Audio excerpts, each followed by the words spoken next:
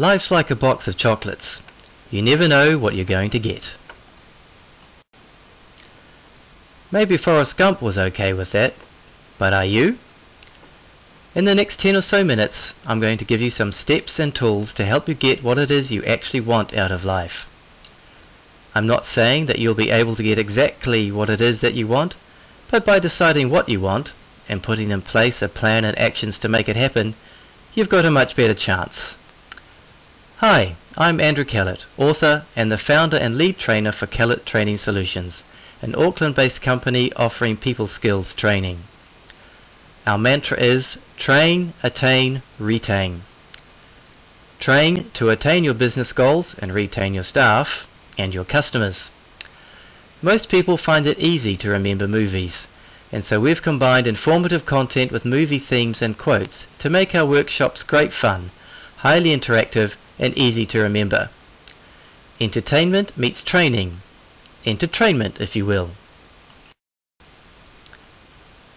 There are 6 critical areas for everyone's life. Health.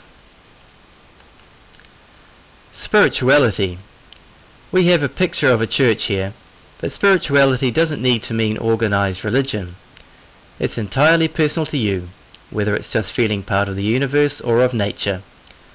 Most successful people do feel that they're part of something bigger than themselves. Then there's family, social, you, and work. What would a perfect 10 in each of these areas look like for you? It's hard to evaluate how far from the ideal you are if you've never figured out what the ideal situation would be. As an example, for health, you might want to consider your weight, energy levels, stress levels, how you feel, how much and what type of exercise you do, what you eat, your sex life, and visits to doctors, health professionals, and alternative therapists. Once you've got a feeling for what the ideal would be, how would you rate how you feel now in each of these areas on a scale from 1 to 10, with 10 being the ideal? If you neglect one area, especially if it's one that isn't urgently in your face, you may find yourself running away to get away from it all, like Shirley Valentine in the movie of the same name.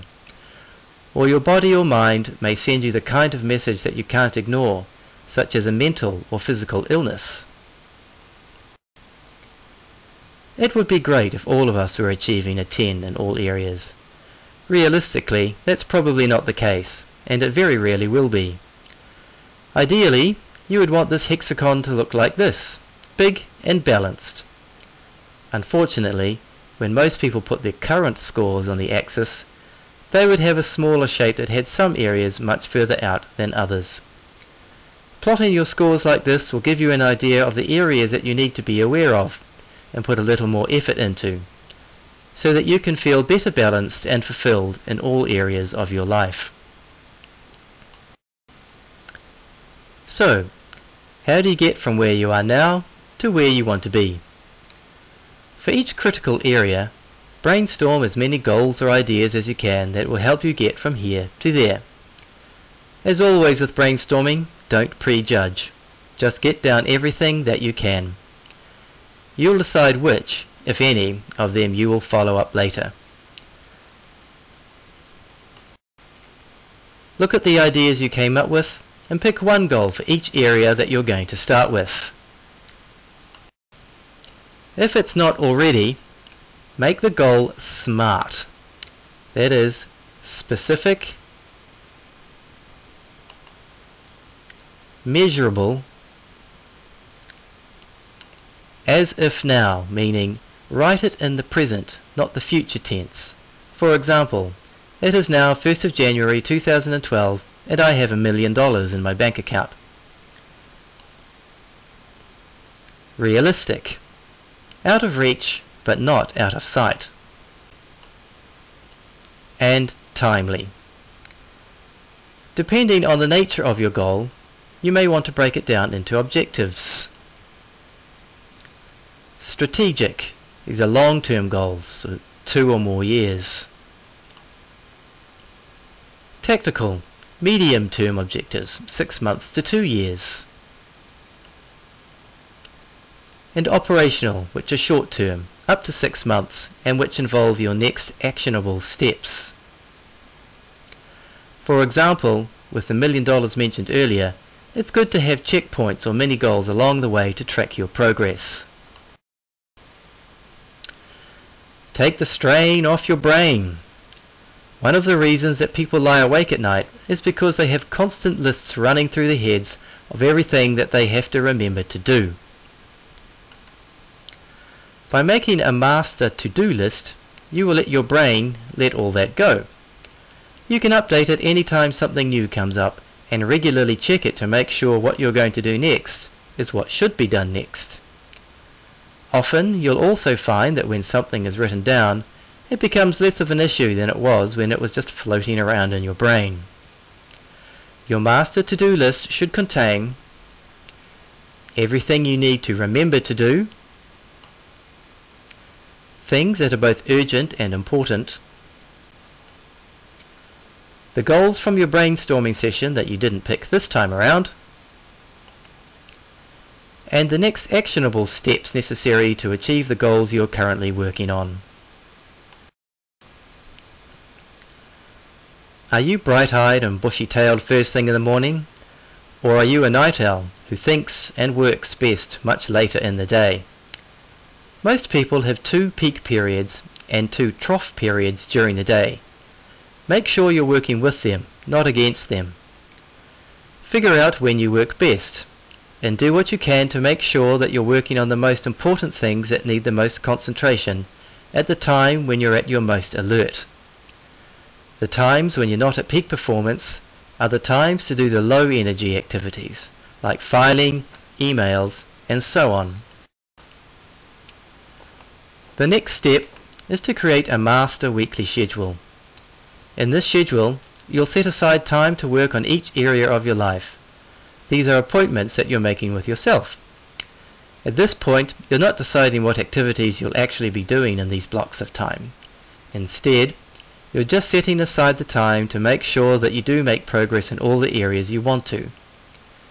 Please make sure you leave yourself some breathing room to allow for the unexpected, especially towards the end of the week. As we all know, stuff happens. This is designed to help you manage your life, not create even more stress. Obviously, if something comes up, you can choose to reschedule one of your appointments with yourself. If you have it already scheduled, you'll be able to make that a conscious decision and then decide whether to reschedule that booking to somewhere else in the week, or whether it should be deferred until next week. After all, if you can't reschedule yourself, who can you reschedule? Now use your diary, whether it's electronic or paper-based, to schedule the next week. Build in appointments with yourself, fixed time appointments or meetings with others, time blocks. Time blocks are a great way of getting more done. By clumping together similar tasks, for example, emailing, reading, phone calls, follow-ups from meetings, you can use the power of momentum to really achieve a lot more than if you're grasshoppering around from one activity to the next. Procrastination. Procrastination should really be a 4-letter word. Does this quote from the film Adaptation, where a scriptwriter is sitting looking at a blank page on his typewriter, ring any bells for you? To begin. To begin. How to start? I'm hungry. I should get coffee. Coffee would help me think. Maybe I should write something first, then reward myself with coffee. Coffee and a muffin. Okay, so I need to establish the themes. Maybe a banana nut. That's a good muffin. If it does, here are a couple of tips that might help you. You've already got your week scheduled, so now it's time to figure out exactly what to do in those blocks of time. This is where daily lists come in. You can use the rule known as the top 6 approach. List the 6 most urgent things you have to do. Put them in order of importance. Once that's been done, start working on number 1 and don't stop until you either complete it or can't go any further. Then go on to the second one on the list. Brian Tracy's Eat That Frog concept is a variation on this.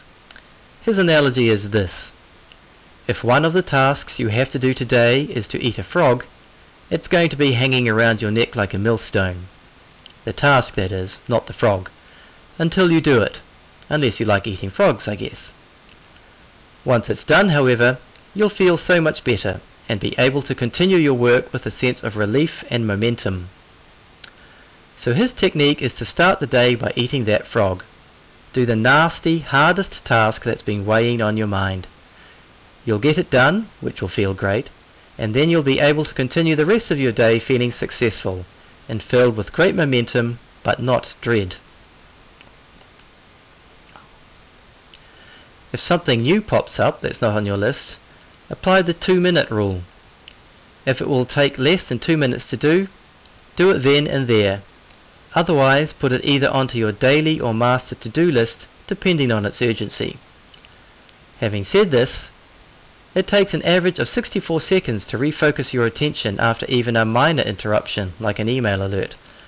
So if you're in a time block of high concentration work, see what you can do to minimize distractions, or to eliminate them altogether. Turn off those email alerts, turn off your phone. Just make sure you check messages when your time block is over.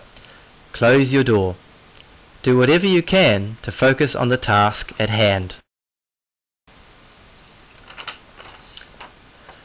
By applying these techniques and steps, I know that you'll be able to start working towards the balanced life you really want, rather than the lucky dip of a chocolate box. Not that there's anything wrong with chocolates.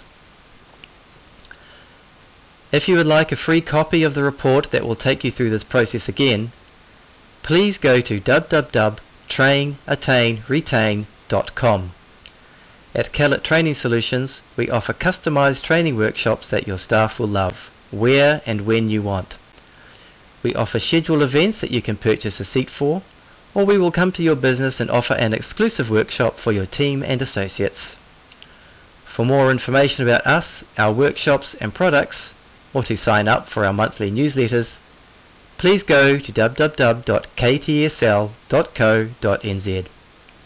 Or if you'd like to contact me for any reason, my email address is andrew@ktsl.co.nz. Thank you for your time and good luck in your quest for the perfect 10.